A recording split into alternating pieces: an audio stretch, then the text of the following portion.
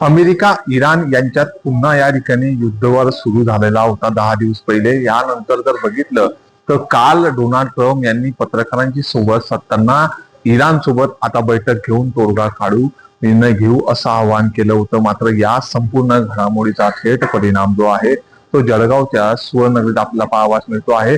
गेल्या 15 दिवसापासून सोने आणि चांदीच्या दरामध्ये चढ उतार सातत्याने पाहावयास मिळत आहे. जे सोन्याचे दर 2 लाखाच्या उंबरठ्यावर गेलेले होते आणि चांदीचे दर ज्या पद्धतीने 3 लाखाच्या उंबरठ्यावर 4 लाखाच्या उंबरठ्यावर गेले असतानाच आता सोने आणि चांदीच्या दरामध्ये मोठ्या प्रमाणात या ठिकाणी घसरण पाहावयास मिळत आहे. याचा थेट परिणाम जो आहे तो युद्धजन्य परिस्थिती हीच कारणीभूत असल्यामुळे ग्राहकांना याचा मोठा दिलासा जो आहे तो मिळायला सुरुवात झालेली आहे.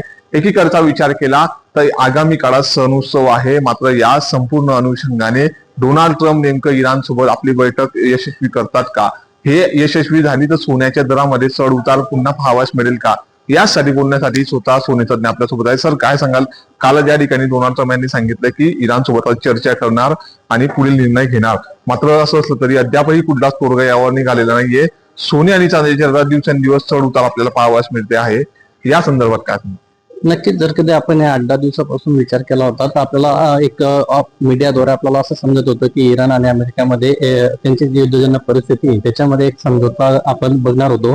पण आतापर्यंत तो समझोता आपण बघत नसल्यामुळं आपल्याला अजूनही सोन्याच्या दरमध्ये फ्युचरमध्ये आपल्याला रेट वाढताना आपल्याला दिसणार असल्याची शंका आपल्याला आहे. समजा सर, आज नेमका सोन्याच्या दरात कशा पद्धतीने चढ उतार पाहावयास मिळतो आहे? गेल्या काही दिवसांपूर्वी सोन्याचे दर जे होते ते 3 लाखाच्या उंबरठ्यावर 2 लाखाच्या उंबरठ्यावर होते. चांदीचे दर 4 लाखाच्या उंबरठ्यावर जाऊन टेपलेले होते. नेमका या सोने आणि चांदीच्या दरामध्ये जी घसरण झाली, नेमकं याचं कारण काय?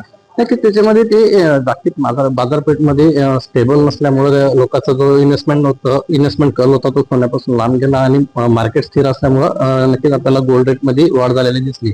पण जसं आपण हे परिस्थिती ज्यावेळेस नॉर्मल बघणार आहे त्यावेळेस सोन्याचे दर अजून वाढण्याची शक्यता आपल्याला दिसेल. आता सध्या स्टेबलचं कारण मार्केट डाऊन असल्या म्हणजे इन्व्हेस्ट करत नसल्यामुळे आता आपण मार्केट स्टेबल किंवा डाऊन होताना आपण बघितलंय. सर, एकीकडचा जर विचार केला तर युद्धजन्य ज्या पद्धतीने ही परिस्थिती निर्माण झालेली आहे, युद्ध जर या ठिकाणी थांबलं तर सोन्याचं दर कशा पद्धतीने या ठिकाणी चढ उतार होऊ शकते आणि जर पुढे सुरू राहिलं तर सोन्याच्या अजून घसरण होऊ शकते का? कारण येणाऱ्या काळामध्ये आगामी सण उत्सव आहे, मोठे गुंतवणूकदार या ठिकाणी गुंतवणूक करत असतात, महिलांचा देखील कल असतो. या संदर्भात काय? नक्कीच पण जर कधी जे परिस्थिती ती स्थिर झाली तर आपण सोन्याच्या दरमध्ये आपल्याला वाढ बघायला मिळेल. त्याचे कारण असं आहे की लोकांना एक इन्व्हेस्टमेंटसाठी ऑप्शन्स ओपन होतील आणि त्याची नक्की इन्व्हेस्टमेंट ही सोन्याच्या स्वरूपात लोकांकडून केली जाणार आहे आणि त्याच्यामुळे सोन्याच्या दरमध्ये आपल्याला वाढ होतानाच आपण बघू. सोन्याचा दर काय आहे? आता सध्याचा सोन्याचा दर हा 1,44,000 रुपये व चांदीचा दर हा 2,36,000 रुपये चांदीचा दर आहे. निश्चितच ह्या होत्या सोने तज्ञांच्या प्रतिक्रिया. आगामी काळात जर या युद्धजन्य परिस्थिती कुठेतरी पूर्णविराम झाला तर सोन्याच्या दरात निश्चितच या पद्धतीने वाढ होईल. मात्र आता सोने आणि चांदीचे दर या पद्धतीने दिवसेंदिवस घसरण या ठिकाणी पाहावयास मिळते आहे. ग्राहकांसाठी दिलासा आहे. मात्र दुसरीकडे काही प्रमाणात का होईना मोदी यांनी केलेल्या आव्हानाचा प्रतिसाद देखील या ठिकाणी काहीसा दिसून येत आहे. त्याचमुळे आगामी काळात नेमका इराण आणि अमेरिका यांच्यामध्ये युद्धजन्य परिस्थितीचा हा कुठेतरी पूर्णविराम होतो का?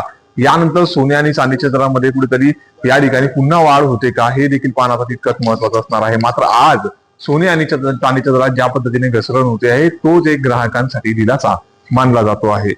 नितीन नांदुरकर, न्यूज 18 मराठी, जळगाव.